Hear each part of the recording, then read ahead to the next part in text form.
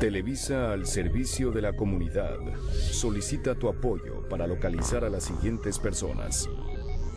Víctor Isidro, de 20 años, fue visto por última vez cuando se comprometió a entregar unos audios para la realización del siguiente video de Imperio VG. Sin embargo, el hijo de perra aún no los ha entregado. Cualquier información referente al paradero de este irresponsable individuo o sus audios será recibida a través de nuestras redes sociales abajo en la descripción. Agradecemos de antemano su colaboración y regresamos a la programación habitual.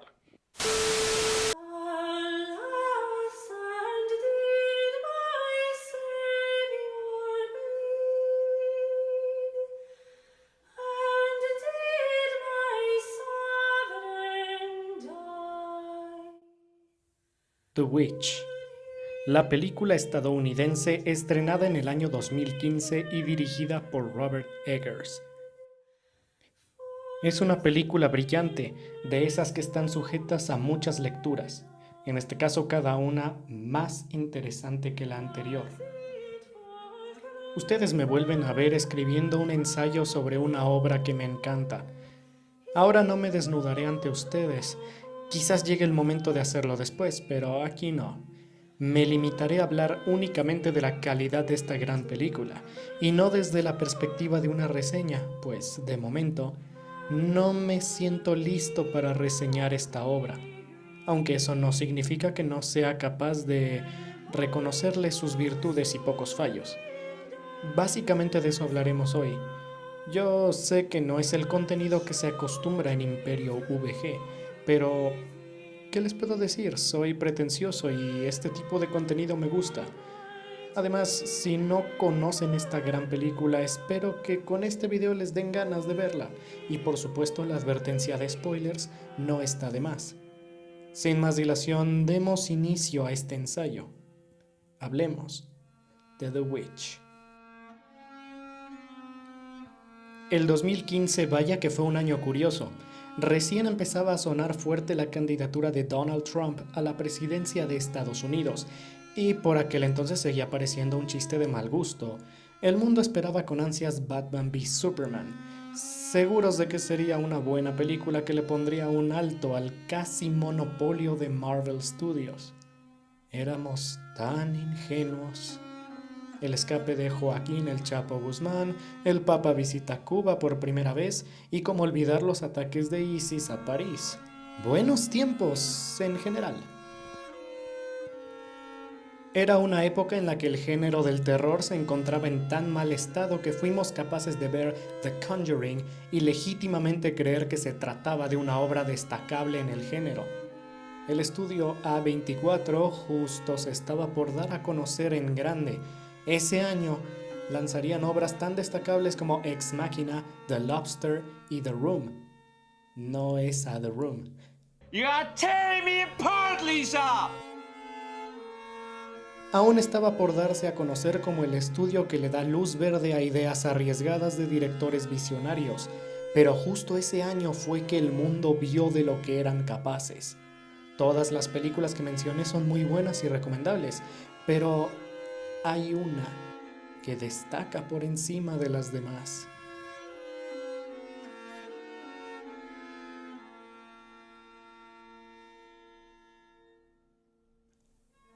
El texto final de la película no es casualidad. Se nota un proceso de investigación para adaptar excelentemente la época del siglo XVII. Y claramente relatos folclóricos y cuentos clásicos sirvieron de inspiración. El primer punto de este ensayo, o análisis, no va de eso, pero esa clase de dedicación es de sobras destacable, y se nota el pasado de Robert Eggers como diseñador de producción. Ya, hablando de la película, al ser una tan sujeta al subtexto, han nacido muchas interpretaciones. Pero no hay que buscar cosas donde no las hay. La bruja titular de la película es la propia Thomasin. Queda claro al contemplar la sucesión de eventos que conforman este brillante guión. Digo esto porque la sobreinterpretación es un elemento preocupante en el análisis cinematográfico. Está claro que el arte está hecho para transmitir emociones y mensajes. En escuela de cine se etiqueta todo aquello que no tiene justificación como un capricho. Esto muchas veces tiene como principal inconveniente que se llega a niveles absurdos, como que los personajes tengan nombres simbólicos y referentes a su comportamiento. Claro, porque todos sabemos que nuestros padres nos ponen nombres pensando en mitología nórdica y cómo ésta se aplicará a nuestras oscuras situaciones del futuro a través de complejísimas analogías. Sí, claramente es así como funciona. Puede que la sobreinterpretación se apodere del discurso de una película, pero eso no es algo necesariamente negativo. Y muchas veces no es culpa de la película, sino del espectador, desesperado de encontrar metáforas y símiles en todos lados.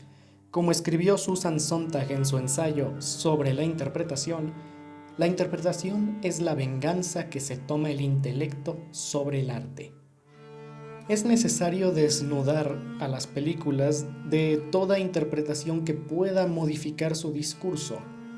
Una vez que esto se haya hecho, se les puede apreciar como lo que son y juzgar con respecto a ello. The Witch cuenta la historia de una familia de colonos desterrados de la plantación donde habitaban a causa del exceso de devoción del patriarca, quien, orgulloso, parte junto con su familia, luego de acusar a sus jueces de ser falsos cristianos.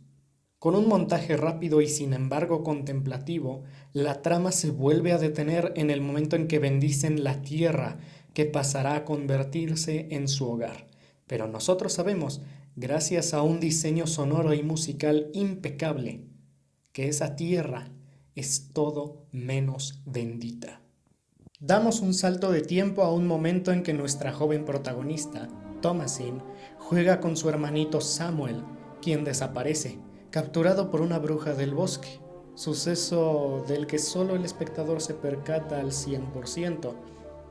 Este evento es el que propiamente arranca la película. Tras una breve elipsis vemos cómo ha avanzado nuestra encantadora familia desde la desaparición del pequeño Samuel, y a partir de aquí comienza la sucesión de eventos extraños que irán hundiendo a esta familia y llevándolos a creer que su hija mayor es una bruja.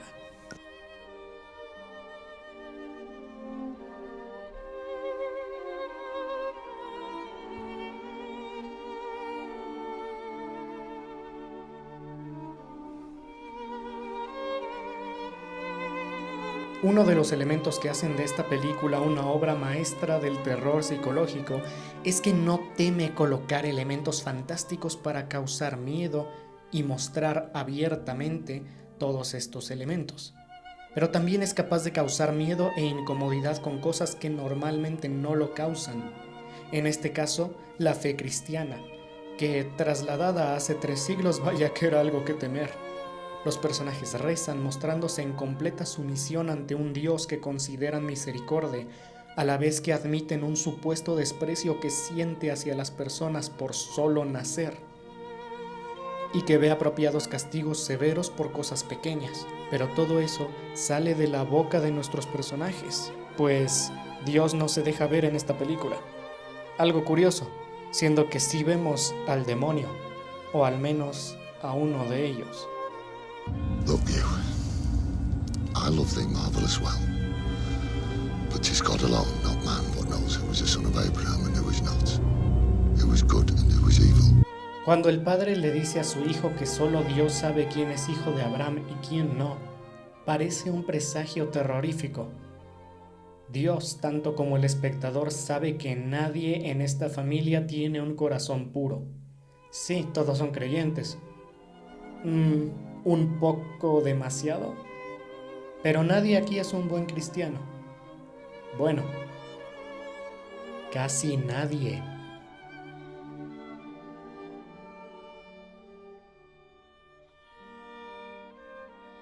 Son tiempos oscuros aquellos con los que empieza nuestra narrativa.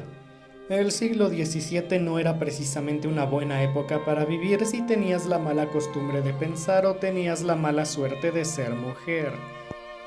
El contexto mismo de la mayoría de religiones presenta un nivel de machismo y hasta misoginia bastante notable.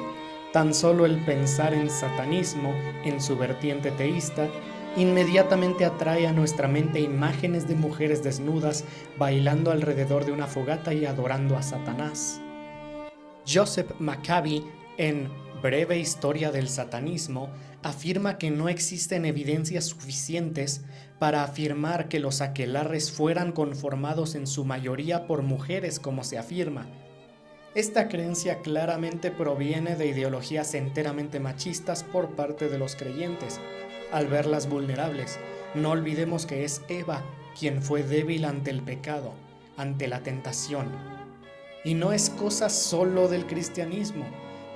Prácticamente en todas las religiones la mujer es aquella que es débil ante el pecado. Thomasin tiene la mala suerte de ser mujer. Viendo la película no es difícil darse cuenta que ella solo es una víctima de las circunstancias. Su hermano no deja de mirarle los senos, sus hermanos gemelos son unos malcriados, su madre no la perdona por perder al bebé Samuel, muy pese a que nosotros sabemos que no fue su culpa, y su padre es un terrible proveedor, visto aquí intentando cazar un conejo, pero casi matándose por pendejo, además de un mentiroso que estaba dispuesto a dejar que su hija asumiera la culpa de robar el cáliz de plata de su madre. Ella solo está en el peor lugar y momento posible. Incluso la presencia de maldiciones no tiene nada que ver con ella. Es más que evidente que esta granja fue construida muy cerca del hogar de las brujas, y podemos darnos cuenta del detalle interesante de que al inicio de la película ellos no llevan a Black Phillip con ellos, al irse de la plantación, por lo que se trata de una adquisición obtenida luego de llegar a aquellas tierras. Sumando estos elementos podemos percatarnos de un interesante contexto, en donde las brujas les entregan a Black Phillip como parte de un plan para alejar a los intrusos y hacerse de una nueva adepta. Y la verdad, la familia se los dejó muy fácil. Según Anya Taylor-Joy, encargada de interpretar a Thomasin, el final de esta película es uno feliz para su personaje. No es difícil entender el por qué. Tenemos un personaje que dio todo por su fe, pero Dios jamás respondió apropiadamente. En su lugar, un ser tan puro se vio castigado sin razón. El libro bíblico de Job es una lectura interesante que viene a cuento en este análisis. Su historia es de hecho simple. Job es uno de los más fieles seguidores de Dios. El mismo divino afirma que no hay nadie en la tierra como él, nadie con su estilo de vida tan recto ni tanta devoción, y su vida ha sido próspera. Así que un acusador, entendido como una encarnación de Satán, afirma que esto se debe a que Dios lo mima, pues Job nunca ha enfrentado la adversidad, a lo que Dios permite que le pasen toda clase de males con la única condición de mantener su integridad física intacta.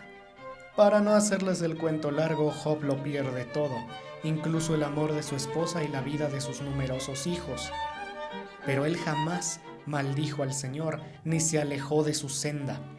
Siguió siendo un fiel siervo hasta el fin de sus días, muy pese a toda la desgracia que le cayó, por lo que, pensándolo bien, fue una apuesta. La iglesia tiene a esta historia como un ejemplo a seguir. Job and not cursing. You know what I realized? Job was a pussy. Thomasin no es como Job, y ella entiende que si le das la espalda a quien ya te la dio, del otro lado encontrarás a alguien viéndote de frente. Los fieles creyentes a menudo son referidos tanto por ellos mismos como por sus detractores como un rebaño. Una de esas frases de rebeldía adolescente reza que las ovejas deben dejar de seguir al pastor. Muy bonito y todo, pero lo que se debería decir es que las ovejas tienen que dejar de serlo, pues una oveja nunca será capaz de sobrevivir sin un pastor. Morirá o caerá en las garras de un pastor mucho peor. La historia de The Witch guarda un parecido terrorífico con la historia real de las brujas. Durante épocas de Inquisición muchas personas, en especial mujeres, recibían torturas que terminaban con agonizantes muertes, acusadas y acusados de brujería. En su mayoría eran curanderas que utilizaban métodos distintos para curar los males. Recordemos las precarias condiciones de salud de aquel entonces, y como estos métodos escapaban al entendimiento de los inquisidores, hombres, fueron acusadas de brujas, o solo eran mujeres que se atrevían a hablar de más, con la lengua del demonio. No debían ser mujeres malvadas, pero la iglesia les dio la espalda, y en respuesta, luego de mucha desesperación, se convirtieron en aquello de lo que se les acusaba.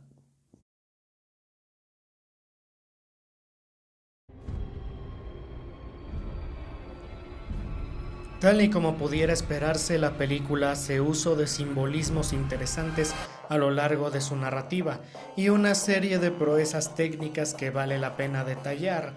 Ya hablamos de las similitudes con el libro de Job, que seguramente no fueron pensadas así, no quiero sobreinterpretar, y con la historia real de la brujería y el satanismo, igual que sus connotaciones feministas que en mi país tanta falta hace revisitar. Pero como la obra tan densa que es, aún hay más, y un par de cosas se me han de esfumar. Desde la aparición de Black Phillip en la forma de un macho cabrío negro, al que le podemos atribuir dos significados, empezando por lo obvio, es una apariencia clásica del demonio. Muchos demonios son representados de esta manera, particularmente Satanás. El director afirma que esa elección estética para su villano no es históricamente correcta, pues la referencia es sacada de las pinturas de Goya, bastante posteriores al periodo histórico donde la historia nos sitúa. Pero al la cabra ser un animal fácil de transportar y más o menos valioso, le parecía lógico que el demonio tomase esa forma en el contexto de la familia protagónica. El aspecto de macho cabrío alude a su vez al dios Pan, dios de la fertilidad y la sexualidad masculina, representado como un sátiro.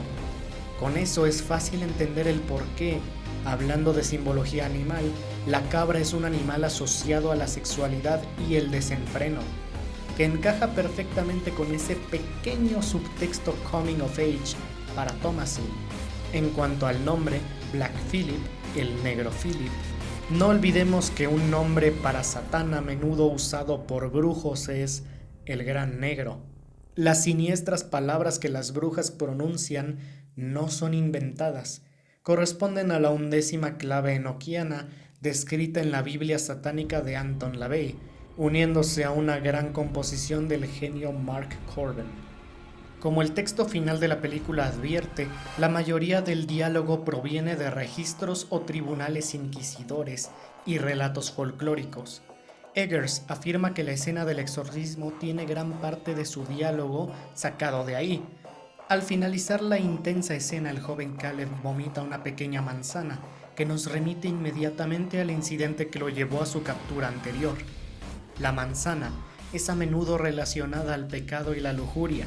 Eggers dice sacar esto de una historia en panfletos isabelinos de brujería, donde una bruja fue acusada de entregar manzanas envenenadas a los niños. Esta historia es anterior a la creación del cuento de Blancanieves. Hablando un poco de mí, algo que deben saber es que pocas cosas hay que me molesten tanto como las recreaciones pictóricas en el cine. Es algo completamente personal, para nada objetivo, y reconozco que es una práctica bastante común. Lo odio porque se me hace un miren, mi película es artística. Si el cine pretende ser el séptimo arte, tiene que dejar de legitimizarse con las otras 6. No le hace falta. Para que este ensayo quede completo, he de decir que esta película lo hace, y de una forma interesante. No pretendiendo la recreación exacta, sino dándole un toque cinematográfico y haciendo que el espectador las note, muchas veces a raíz de asociación de conceptos. y se permite hacer algo mucho mejor: crear sus propios cuadros. Héroe. Se puede notar que amo esta película, tanto como para realizar este video, pero esto va más allá del gusto personal. The Witch es una auténtica obra maestra, llena de múltiples virtudes en absolutamente todos los departamentos, que si me detuviera a detallar, este video tomaría todo el día y de por sí se pinta para ser largo.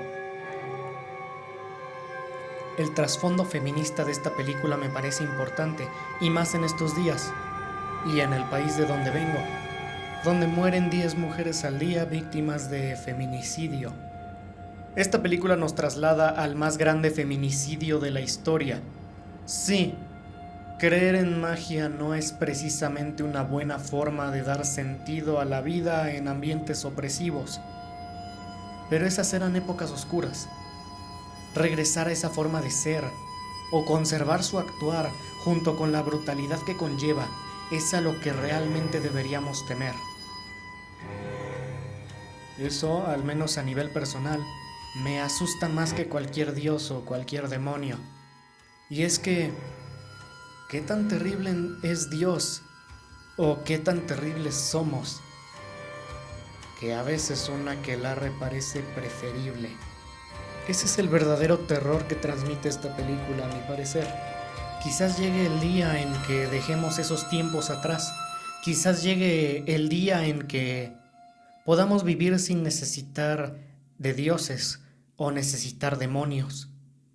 Quizás esa es realmente la oscuridad que hay entre nosotros.